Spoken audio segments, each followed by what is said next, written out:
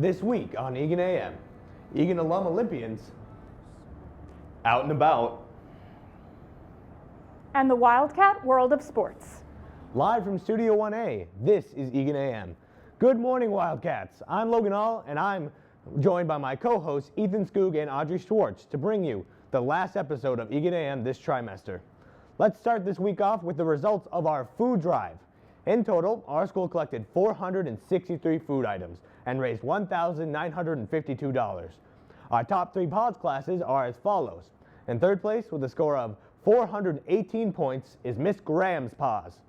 In second place with a score of 425 points is a tie between Miss Corngable's and Mr. Kovac's PAWS.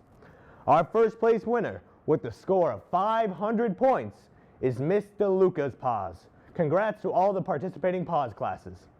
Seniors, tickets to the senior party will go up to $90 by April 1st. Get them before the price goes up. You can also order senior yard signs for $30, so make sure to go fill out that survey located on the Eagan High School website. On March 1st of 2022, the school board met to decide whether or not to make masks optional. The result was a 6-1 agreement to follow CDC recommendations and make masks optional. Please remember to be understanding with one another and respect whether or not people continue to wear masks. EHS is hosting a cool school mobile plunge on April 1st. No, this is not an April Fool's joke. In an effort to raise funds benefiting Special Olympics and our unified movement, the football team will be partnering with the Wildcat Connection to make this awesome activity a reality. The goal? To have the students be a part of the plunge. To sign up, check the website or scan the QR code that we'll put up again at the end of the show. Speaking of Olympics, this past month, our own Eagan alum Tara and Tabitha Peterson competed in curling at the Olympics.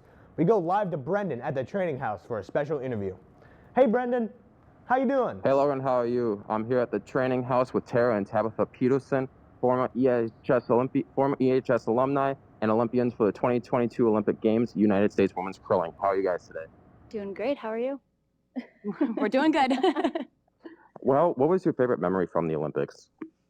For me, besides actually playing on Olympic curling ice, which is really, really cool, we got to see a few different events. We went to some speed skating, figure skating, and women's hockey. So really, really cool to see other sports and kind of meet the other athletes too. My favorite moment was the opening and closing ceremonies. They were just, jaw-dropping moments to just be with Greater Team USA and see all the other countries and just feel all that solidarity with everyone. What is your guys' go-to hype songs? For me, I like anything Bruno Mars because you can sing and dance to it really easily. I'm a huge Taylor Swift fan, so any T-Swift.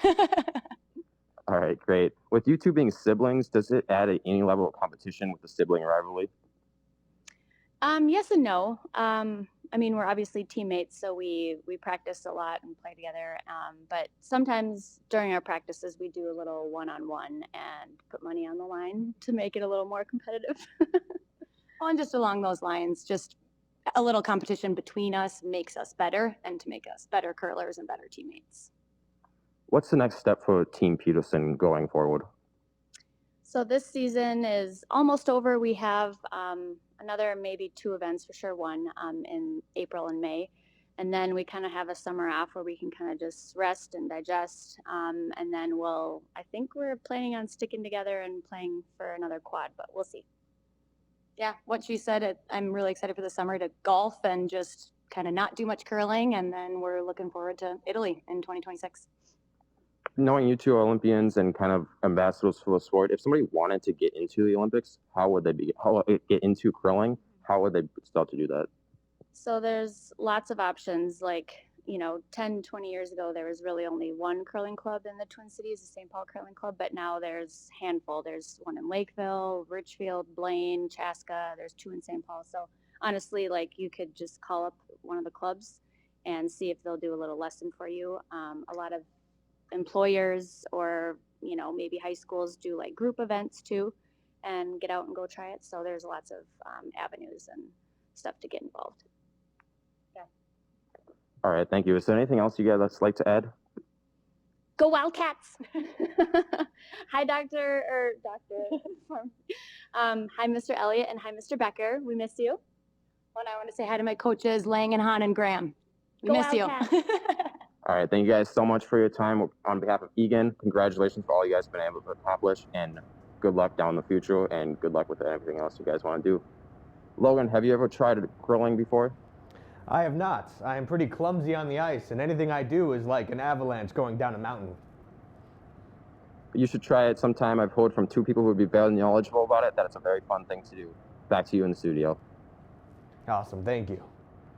We have a new episode of the fan favorite Out and About with a special guest from Pierce Brown. This week's question, what's the biggest secret that you haven't told your parents? Let's take a look. This week on Out and About, I'm with Eagan Am temp Pierce Brown. I am Eagan Am, Pierce Brown. Yes, he is. And we're going to see what the biggest lie people have told their parents. This is safe. This is safe. This is safe.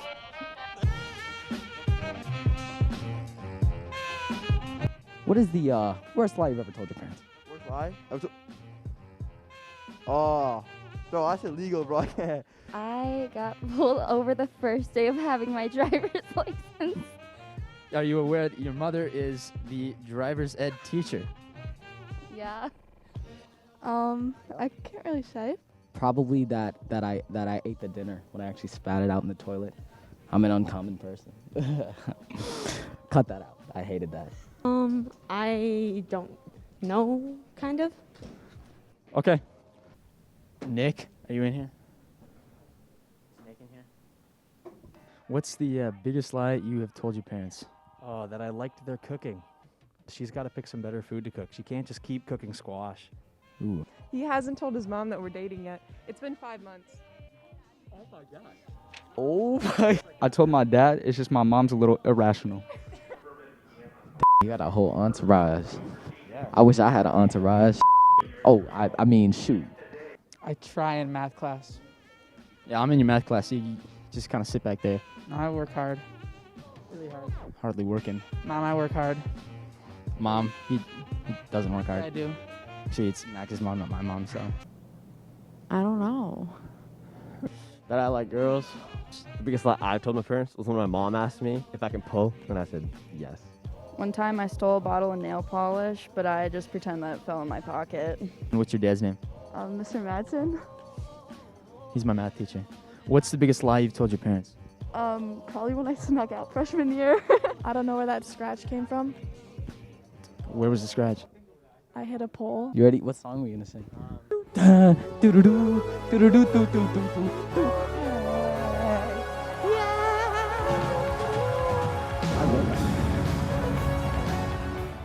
All right.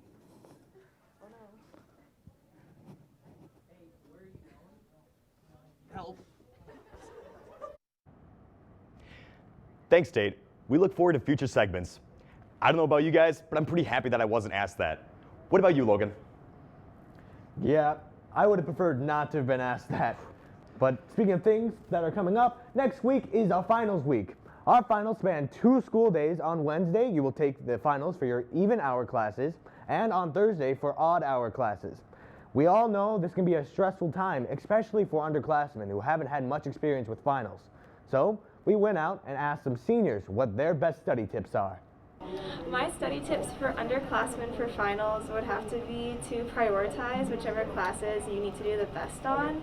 And there's like some websites that'll tell you like what grade you need on different finals to get the grade you want. Like study more than you think you do. Like I know like some of my cheat sheets, like I make them a lot more in depth than I need to, but like that's also just good. So just study more than you think you do and you'll do great.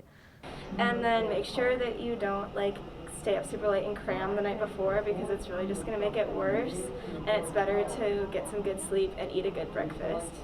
All right, my greatest studying tip for all the underclassmen is just like believe in yourself. That's what I do, and it works out great. Those are some great study tips, but personally, I just kind of take a quick look at my grades and just wing it. What about you, Logan? I try to review my notes while jamming out to my music. And speaking of jamming, Eagan Am did some digging on cool foods and found this neat little fruit called miracle berries. What makes these berries so special is that they turn sour things sweet. To give you a more in-depth review, we decided to try it out ourselves. I'm here with the M Berry Magical Tablet. So with this, I'll just put it on my tongue, it dissolves, I'll take a nice big bite out of a nice juicy lemon slice.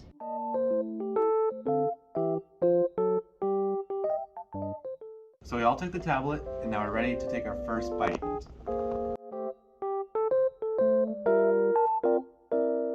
This is sweet. This is sweet. What? Like the very tip of my tongue, it didn't reach, but like the middle of my tongue and where I like would. Dude, it's actually a what? Oh, really good. Oh, it's too sweet. It's like a bitey kind of sweet. No, it's just sweet. No? It's just straight sweet. Yeah, it's good. It's more, dude. Yeah, it's 5 more. Hey, yo? Hey, yo, it's sweet, right? Hold up. Feel it all. It'd be really funny. Oh, right, wait. It tastes like lemonade. Right? Yeah. It's so good. We should get Mr. Saxon. Crystal, what's your thoughts?